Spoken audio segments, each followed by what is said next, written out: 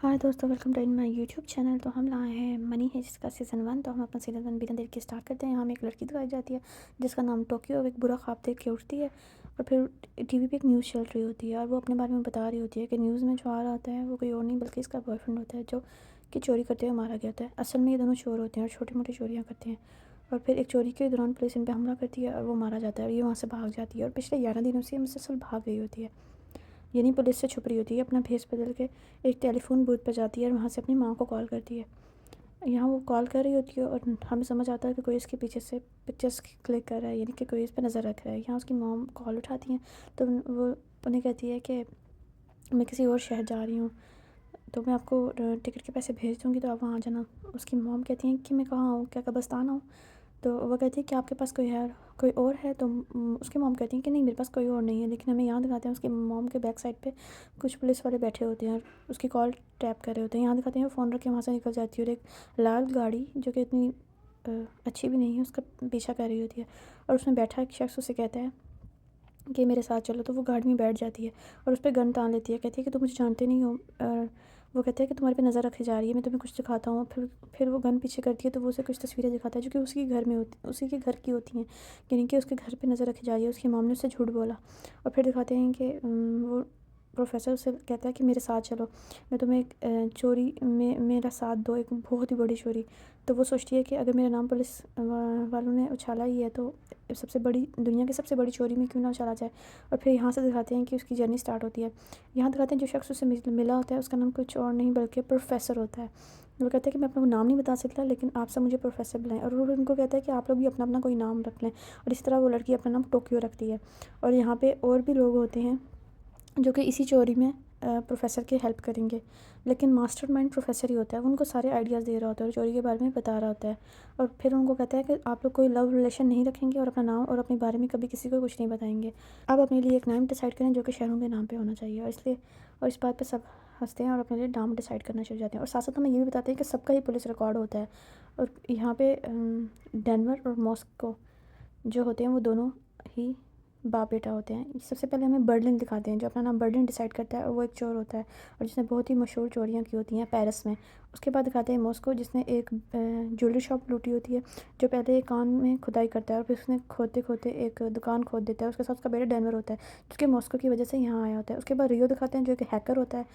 और उसके बाद दिखाते हैं हेलसिंकी और ओस्लो जो कि दो जुड़वा भाई हैं। उसके बाद नैरोबी दिखाते हैं जो भी चोर होती है और नकली नोट छापने में माहिर होती है। और उसके बाद सबसे आखिर में आता है प्रोफेसर, जिसे सब प्रोफेसर ही बुलाएंगे। और उसका कोई पुलिस रिकॉर्ड नहीं होता क्योंकि उसने 18 साल होने के बाद अपना आईडी कार्ड ही नहीं बनवाया था, इसलिए वो लोगों के लिए गोस्ट होता है। टोक्यो पूछती है प्रोफेसर कि हम डाका कहाँ मारने वाले थे। प्रोफेसर पता है हम यहाँ मिंट पे एक डाका मारने वाले हैं। इसे स्मॉल मॉडल भी दिखाता है जो कि स्पेन मिंट का होता है और उन्हें बताता है कि हम 5 महीने इस चोरी की प्रैक्टिस करेंगे। फिर नेक्स्ट सीन में दिखाते हैं कि 5 महीने गुजर गए हैं और आज चोरी का दिन है। यहाँ पे सबने मास्क पहने होते हैं और रियो कहते हैं कि कितना अजीब सा मास्क है। तो बर्लिन कहता है क्यों इस मास्क को क्या है, क्योंकि बर्लिन इस चोरी का हेड होता है और उसकी की ऑर्डर सबको फॉलो करने पड़ते हैं।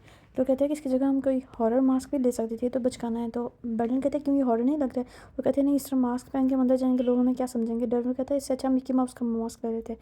और फिर आगे दिखाते हैं कि चोरी की प्लानिंग स्टार्ट हो जाती है। यहाँ पुलिस की कुछ गाड़ियाँ आ रही होती हैं जो कि हर रोज़ ही आती हैं मिनट में अंदर जाने के लिए। इन्हीं गाड़ी के ज़रिए लोग अंदर जाएंगे। ये गाड़ियाँ रोक लेते हैं और उनके गेटअप पहन के गाड़ी में बैठ जाते हैं। यहाँ आगे सीन मिंट का दिखाया जाता है, यानी कि वहाँ अंदर का। वहाँ पे एक लड़की बैठी प्रेगनेंसी टेस्ट कर रही होती है। यहाँ सीन दोबारा दिखाया जाता है जहाँ पे बर्लिन कुछ पुलिस की गाड़ियों को रोकता है और उनको बाहर निकालता है। उसके साथ मॉस्को भी होता है जो उसकी हेल्प कर रहा होता है। पुलिस अभी हेडक्वार्टर से बात कर रही होती है, उनके सारे रेडियोस रियो हैक कर लेता है और फिर पुलिस को बाहर निकाल लेते हैं और उनका यूनिफॉर्म पहन के खुद वहाँ बैठ जाता है और अपने बाकी सामान को पुलिस की बड़े कंटेनर जो कि जिस पैसों के लिए इस्तेमाल किया जाता है उसमें रख देते हैं। बर्लिन यहाँ पुलिस वालों को समझा रहा होता है कि वो गाड़ी में उनके साथ ही होगा और उन्हें कोई गड़बड़ नहीं करती। यहाँ बर्लिन टोक्यो और नैरोबी को कहता है कि उस गुड़िया पे नज़र रखना। अभी हम ये गुड़िया कौन है ये तो हमें बाद में बताएंगे। और उसके बाद नैरोबी और टोक्यो वहाँ से अपनी गाड़ी लेकर निकल जाते हैं। यहाँ स्कूल की वैन का एक सीन दिखाया जाता है जहाँ पे एक लड़की बैठी होती है और वो बिल्कुल अलग अलग बैठी होती है, बाकी सब लड़के अलग होते हैं। उनमें से एक लड़का उसे मैसेज करता है, उसके पास आके बैठ जाता है और उसके साथ फ्री होने की कोशिश करता है। और वो जो कि अकेली होती है उसका कोई फ्रेंड नहीं होता और उसे ये बात समझ नहीं आती कि उसे बेवकूफ़ बना रहा है।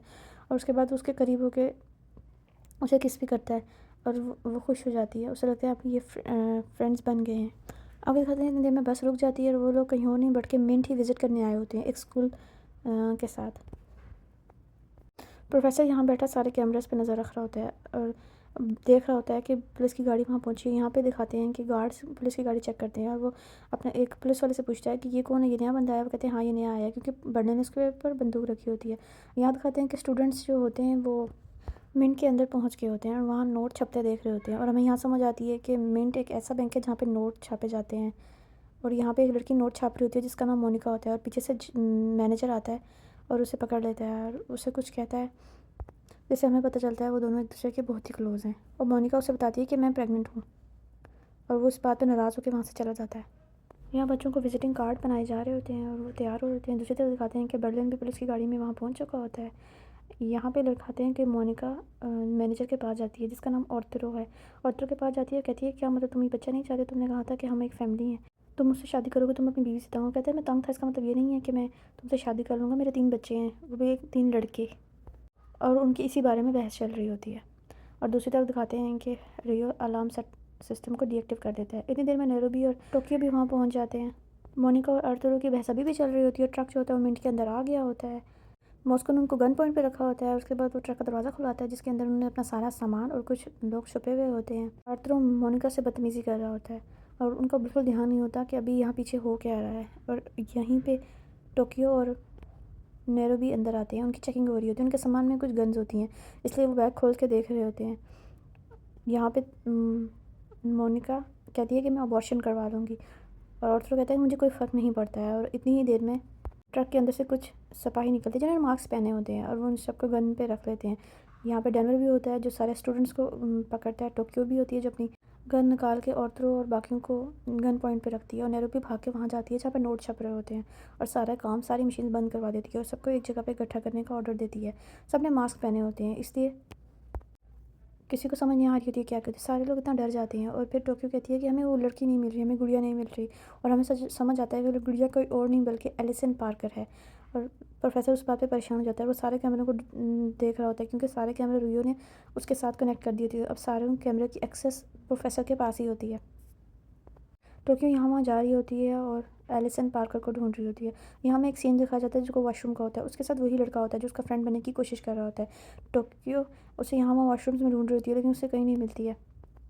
इतनी देर में वो लड़का एलिसन पार्कर के साथ बदतमीज़ी करने की कोशिश करता है और वो शोर मचाना शुरू हो जाती है। और इतनी देर टोक्यो ये सब सुन लेती है और दरवाज़ा खोल देती है और उनको ख़राब हालत में ही दिखती है और उसे पकड़ के वहाँ से बाहर ले जाती है। और अब प्रोफेसर थोड़ा रिलैक्स हो जाता है क्योंकि उन्हें सभी मिल के होते हैं। वो लोग सब हॉस्टेजेस को आंखों में नकाब बना देते हैं ताकि कोई भी उन्हें देख ना सके और उनको एक जगह इकट्ठे कर देते हैं और उनको बताते हैं कि आप लोगों को घबराने की कोई भी ज़रूरत नहीं है। बहुत सारे बच्चे और ख़वातीन जो कि प्रेग्नेंट होती हैं पैनिक कर रही होती हैं, तो लेकिन बर्लिन उनको आराम से समझा रहे थे। उसके बाद वो सबका मोबाइल कलेक्ट करते हैं और एक बैग में डाल रहे होते हैं और साथ ही उनके पासवर्ड्स भी उनसे पूछ रहे होते हैं ताकि वो उसे खोल भी सकें। और डेनवर ऑर्थरो के पास जाता है और उसका पासवर्ड पूछता है। ऑर्थरो कहता है आप ये सब क्यों कर रहे हैं, जो पैसे चाहिए आप वो ले जाएँ। तो और वो ऑर्थरो की इंसल्ट करता है, उससे कहता है कि जल्दी से पासवर्ड बता दो। ऑर्थरो अपना पासवर्ड बताता है जो कि कुछ और नहीं बल्कि 1 2 3 4 होता है। और डेनवर कहता है कि ये देखो इसका पासवर्ड क्या है और कितनी शौखियाँ मार रहा है।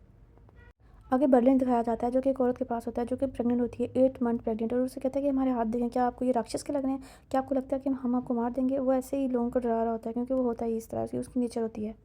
आगे दिखाते हैं कि टेलीफोन बजना शुरू हो जाता है और बर्लिन कहता है कि मोनिका जो कि सेक्रेटरी है वो आगे आए और मोनिका आगे आती है।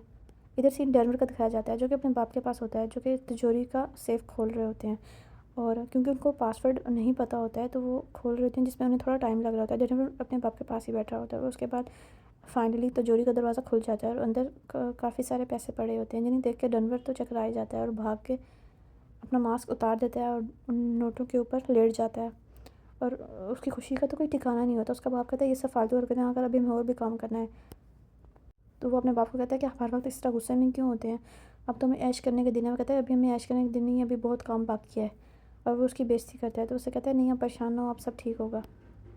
आगे दिखाते हैं कि उसका बाप से कहता है कि चल बैग में पैसे डालो। फिर वो एक एक करके बैग में पैसे डाल रहे होते हैं और ये पैसे उन्होंने अपने साथ लेके जाने होते हैं। बर्लिन मोनिका को अपने साथ लेके आता है और उसको कहता है कि कॉल उठाएं और उन्हें बताएं कि कुछ टेक्निकल एरर की वजह से कुछ कैमरेज काम नहीं कर रहे हैं। और उसे ये भी बताता है कि आप बंदूक के निशाने पे हैं। वो फ़ोन उठाती है और आगे से कोई और तरह से बात करने की ज़िद कर रहा होता है और मोनिका जो कि बहुत ही डरी होती है उसे बहुत ही गुस्सा आ जाता है और इसलिए उनकी इंसल्ट कर देती है।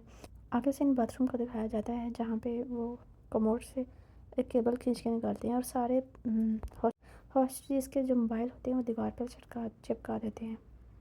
टोक्यो सब देख रही होती है। इतनी देर में वहाँ पे रियो आता है और फिर हमें कुछ फ्लैशबैक के सीन दिखाए जाते हैं जो कि 5 महीने पहले के होते हैं। टोक्यो अपने रूम में होती है और रियो उसके पास आता है और हमें पता चलता है कि उन्होंने प्रोफेसर का बनाया हुआ सबसे पहला रूल कि किसी के साथ लव रिलेशन नहीं बनाना, वो तोड़ दिया है। रियो से कहता है कि मुझे तुम बहुत पसंद हो। वो कहता है कि तुम बहुत छोटे हो। वो कहता है कि हाँ मैं तुमसे छोटा हूँ इसलिए तुम मुझे इग्नोर करिए, लेकिन मैं तुम्हें अपने बारे में सब कुछ बता सकता हूँ। और फिर वो उनसे एक लॉकेट देता है। वो कहता है कि इसमें मेरा रियल नाम लिखा हुआ है और तुम ये देख सकती हो। तो टोक्यो कहती है कि नहीं, प्रोफेसर ने मना किया। यहाँ से दोबारा प्रेजेंट का दिखाया जाता है और टोक्यो दिखाती है कि लॉकेट उसके गले में है जो उसे रियो ने दिया था। आगे वहाँ पे डेनवर आता है। वो पूछता है कि प्रोफेसर से बात करने की तैयारी होगी और फिर दिखाते हैं जो केबल उन्होंने कमोड से निकाला होता है वो एक लैपटॉप से कनेक्ट करते हैं और उनको सिग्नल मिल जाते हैं। बाकी सब तो उन्होंने जैम कर दिए होते हैं, लेकिन वो अपने ही किसी केबल से आप प्रोफेसर से बात करेंगे। हाँ, प्रोफेसर उन्हें ऑर्डर्स देता है कि आप अलार्म बजा दो और फिर वो बैग्स लेके जो उन्होंने पैसों से भरे होते हैं वो बाहर निकलते हैं। और को लगता है वो वापस जा रहे हो। पास खड़ी मोनिका और एलिस को कहता है कि वो वापस जा रहे हैं। दिखाते हैं दरवाज़ा खोल देते हैं और साथ ही अलार्म बजा देते हैं, लेकिन वो बाहर नहीं जाते हैं। प्रोफेसर ये सब देख रहा होता है। वो कहता है इंतज़ार करो, जब मैं बोलूँगा तब बाहर निकलना। यहाँ दिखाते हैं कि ऑर्थर देख रहा होता है कि बाहर क्यों नहीं जा रहा। वो कहता है कि ज़रूरी कुछ करने लगे, ये कुछ बर्लिन देख रहा है। उसे नहीं पता होता बर्लिन उसके पीछे ही खड़ा है और बर्लिन कहता है कि आप हमें देखें, हमें गौर से देखें। तो कहता है कि नहीं नहीं, मुझे कुछ नहीं चाहिए। वो और बहुत ही डर जाता है बर्लिन, क्योंकि बर्लिन अपनी बातों से ही दूसरे को डराने का हुनर रखता है। यहाँ हमें फ्लैशबैक का सीन दिखाया जाता है जहाँ पे उन्हें प्रोफेसर ने कहा था कि जब पुलिस करीब आएगी तो तुम लोगों ने सिर्फ पुलिस की गाड़ियों पे फायर करना है, पुलिस को गोली नहीं रखनी चाहिए और उसके बाद तुमने वापस मिनट में घुस जाना है, दरवाजे बंद कर देने हैं। यहाँ दिखाते हैं वो मास्क पहन के बाहर निकलते हैं, उनके साथ टोक्यो भी होती है। वो पुलिस की गाड़ी जो कि करीब ही आ चुकी होती है उस पर फायर करते हैं। पुलिस वाले जो गाड़ी से निकल चुके होते हैं वो भी बदले में फायर करना शुरू हो जाते हैं और गोली रियो के सर पे लगती है और वहाँ से काफ़ी खून निकलना शुरू हो जाता है। और टोक्यो जो कि उसे पसंद करती है उसे बहुत ही गुस्सा आता है। पुलिस वाले छुप के फायर कर रहे होते हैं, लेकिन टोक्यो गुस्से में उसे काफ़ी सारी फायर्स कर देती है जिससे पुलिस वाले जख्मी हो जाते हैं। उसके बाद वो रियो को लेकर अंदर आ जाती है। यहीं ये एपिसोड कंप्लीट होती है। नेक्स्ट आप हमारे चैनल सब्सक्राइब करें और कमेंट में बताएं कि आपको स्टोरी कैसी लगी।